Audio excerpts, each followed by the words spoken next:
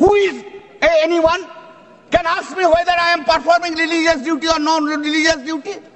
Is it not a violation of a constitutional right? What the Constitution has given you the power to say, to ask me the question, I am discharging religious duty or not discharging the religious duty?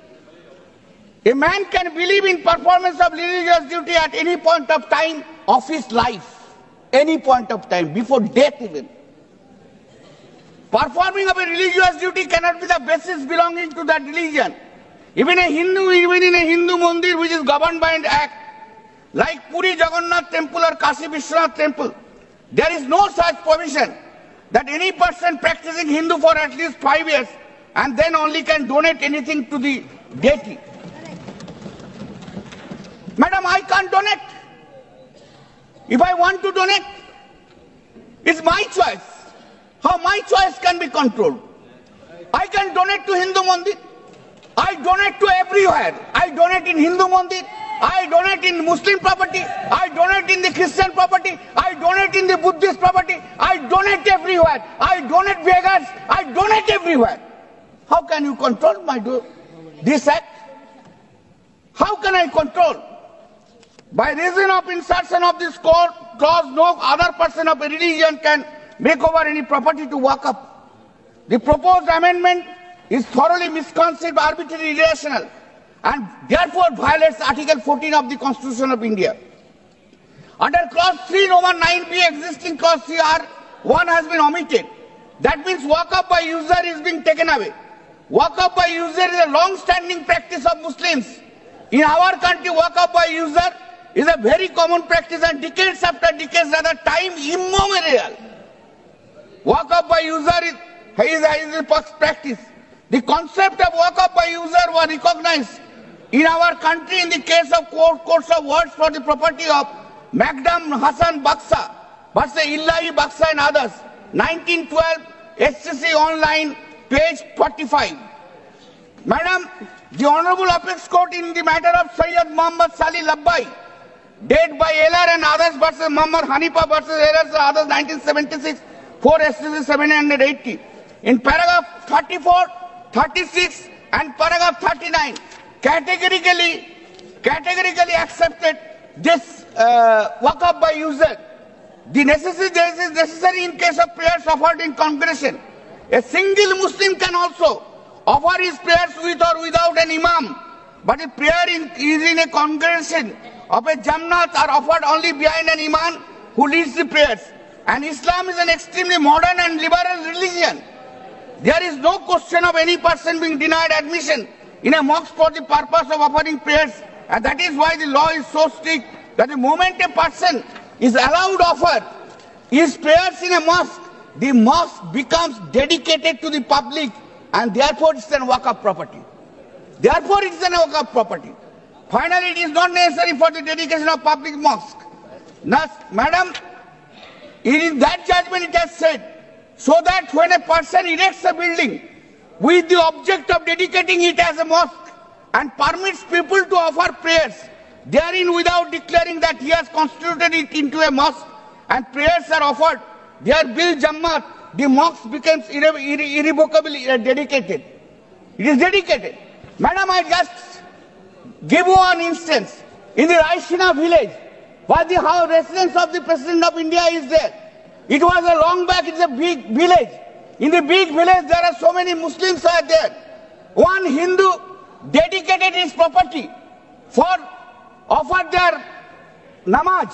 And that is the property, that is the mosque is in front of the parliament.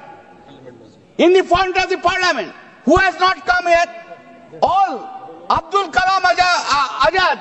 So all important political leaders, including Bhutto, and the Imam of that is sitting here as one of our colleague, member of parliament. किसी का कुछ छीना नहीं है, हमेशा दिया है, जो शरणार्थी बन के आया है उसको गले से लगाया है। और केरल की बात हो रही थी, मैं धन्यवाद देता हूं केरल की भूमि को, प्रणाम और वंदन करता हूं केरल की भूमि को। वहीं से आदि शंकराचार्य जी भी आए और केरल की भूमि में कोडंगलूर तालुक के मेथला गांव में स्थित है भारतवर्ष की पहली मस्जिद चिरामल जुम्मा मस्जिद। और चेरा राजा चेरामल पेरुमल ने इस मस्जिद के लिए जगह स्थान दिया था। यह है भारत का कल्चर, यह है भारत माता। और इस भारत के ऊपर आप संदेह दिखा रहे हैं। क्या स्थिति है आज वक्फ को लेकर इस्लामिक देशों में? क्या वक्फ प्रॉपर्टी इस्लामिक देशों में है? मैं इस्लामिक देशों का नाम पढ़ूंगा जहां वक्फ का वजूद नहीं है। तुर्की में नहीं है, लीबिया में नहीं है, इजिप्ट में नहीं है, सूडान में नहीं है, लेबनान में नहीं है, सीरिया में नहीं है, जॉर्डन में नहीं है, तुनिसिया में नहीं है, इराक में नहीं है। भारतवर्ष में वक्फ बोर्ड है। वक्फ प्रॉपर्टी को कानूनन सुरक्षा, लीगल प्रोटेक्शन दिया गया है। उसके बाद भी हंगामा क्यों है बरपा? उसके बाद भी हंगामा क्यों है बरपा? मैं पूछना चाहता हूं, क्या गुनाह है मोदी जी का? क्या गुनाह है हमारा?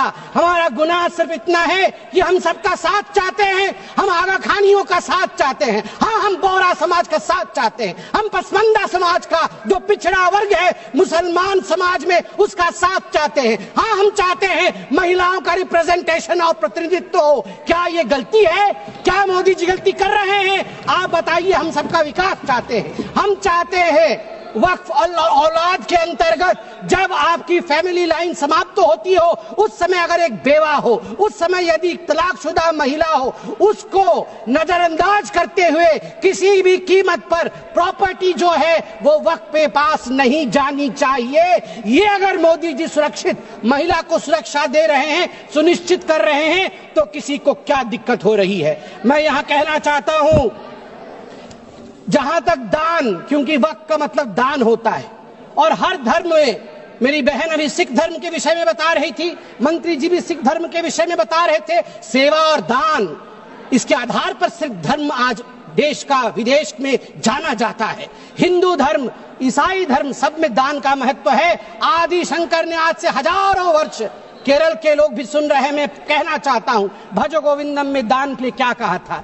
गेयं गीता नाम सहस्त्रम ध्येयं श्रीपति नाम ध्येयं श्रीपति रूपमजस्रम नेयं सज्जन संगे चित्तं ध्येयं दीन जनाय जवित्तम।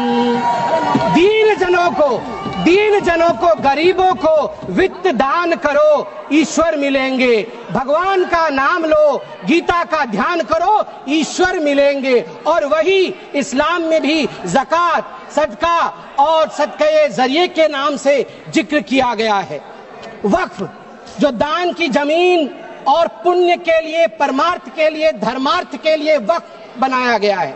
वक्फ के बोर्ड में आज जो लोग कह रहे हैं कि वक्फ एक्ट में ये जो अमेंडमेंट है ये अनकॉन्स्टिट्यूशनल है, ये किस आधार पे कह सकते हैं? 1995 में वक्फ एक्ट आया, मतलब उससे पहले से चल रहा था। 1995 एक्ट के अंतर्गत अभी हम चल रहे हैं। 1995 के बाद आप याद करिए 2013 में भी अमेंडमेंट हुआ। उससे पहले 1954 में, 1959 में, 1964 में, 1969 में और 1984 में अमेंडमेंट्स या संशोधन हुए हैं। अगर वो सारे संशोधन ठीक थे तो आज ये संशोधन अनकॉन्स्टिट्यूशनल कैसे हो सकते हैं? मैं छोटे से एक विषय को रखना चाहता हूं। आज आप देखिए, सच्चर कमेटी ने 2006 के अपने रिपोर्ट में कहा था, सच्चर कमेटी ने कहा था कि उस समय 2006 में वक्फ के पास 4.9 लाख रजिस्टर्ड प्रॉपर्टी थी। उस 4.9 लाख रजिस्टर्ड प्रॉपर्टी से मात्र वक्फ की जो कमाई हो रही थी वो उस समय 163 करोड़ की थी।